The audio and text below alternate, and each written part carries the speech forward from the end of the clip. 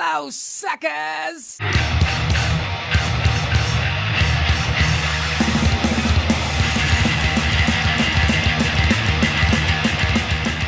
SHMACKEMAGOB people, it's time for a donated track-by-track album battle, and this is going out to King Dinösaur.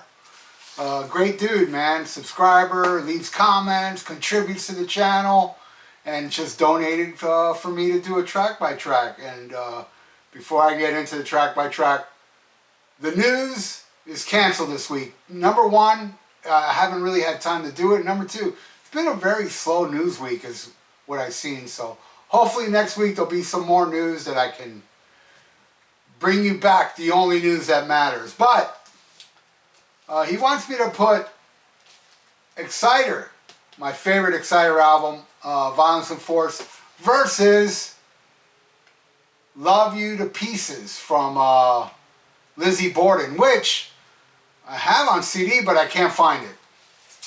And I'll show you, I don't have a lot of Lizzy Borden. I have that one.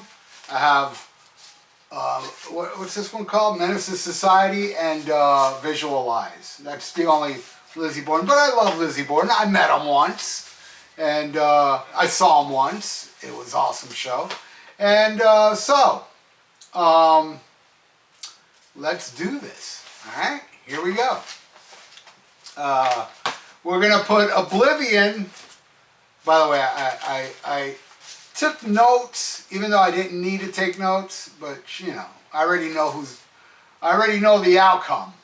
But I had to put it because I can't find the damn CD. I can't read off the CD. So it's Oblivion versus Council for the Cauldron. Oblivion's just a short little intro, and it's cool, you know, with the whammy bar and the craziness and stuff. But, man, Council of the Cauldron, that's a ripping tune, man. I got to give that one to Lizzy Borden. Oh, and which one do I like more out of both albums? Oh, man, definitely this one. But I do love the Lizzy Borden album. All right, then the next... Oh, and by the way, the beginning of that song, Councils, is a little backward message. It's...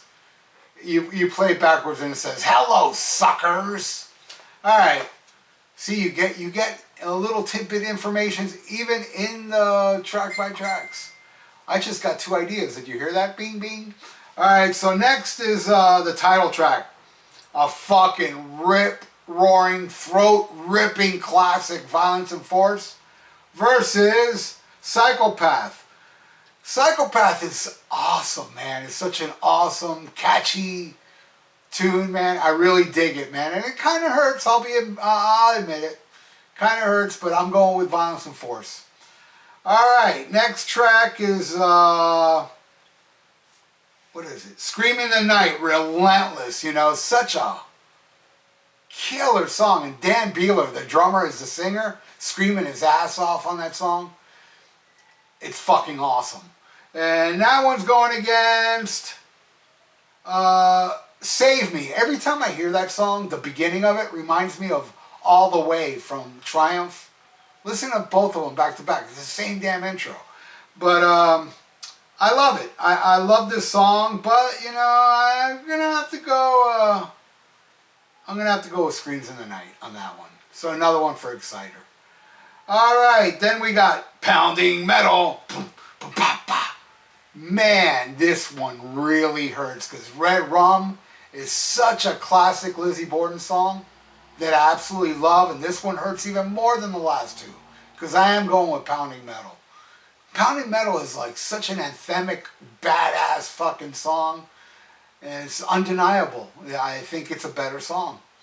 Red Rum rules though. Okay, so then we got Evil Sinner again. Dan screaming his ass off on this song.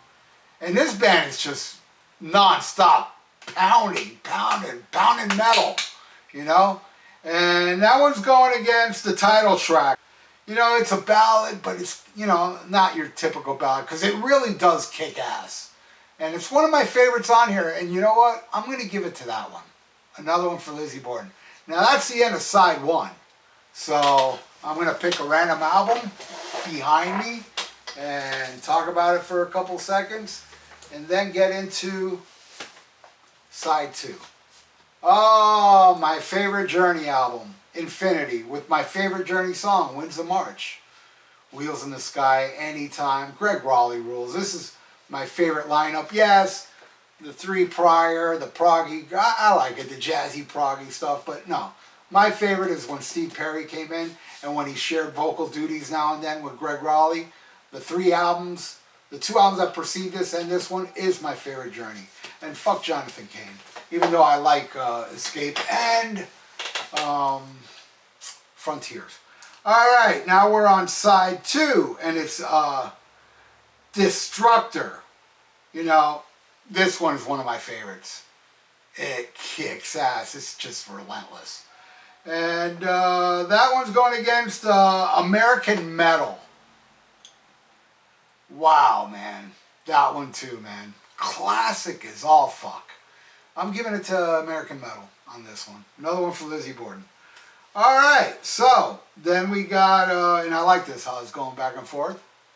These are the best album battles. Thank you, King Dinösaur. You picked 2 classics that are really, you know, killer. Alright, then we got, oh, Swords of Darkness, another slamming, take no shit, metallic assault. And that one's going against, Flesh Eater, man. That song is so killer. Look, it barely wins this one. I mean, barely. The size of Sammy Hagar's penis. That's how close they are. But I'm going to give that one a Flesh Eater. Another one for Lizzy Borden. Alright. Delivering to the Master. The Ballad. Well, the ballad for Exciter. It's not a ballad at all, even though it does sound very soft. But it's a heavy-ass song, and it's fucking awesome. And what's that going against? Warfare. Warfare is like my least favorite. It's catchy, you know, it's not bad. But, Exciter gets that one. Okay, then we got, Saxons on Fire. Man, it's my second favorite off this album. It's one of my favorite Exciter songs. Such a killer classic. And that one's going against Godiva. Now, it's a ripping, you know, back-breaking tune. It's fast and furious and it's awesome. But man, Saxon on Fire takes this. The toughest one is the last 2. This one kills me. Rod of Iron versus War is Hell. Now, those 2 are my favorite songs off this album, though I will say, and I pulled it out to show you guys, Metal Massacre 4, the hell? Did you hear that? My house is haunted. Oh well. Metal Massacre 4 has, I had this before I ever heard Lizzy Borden, I bought this.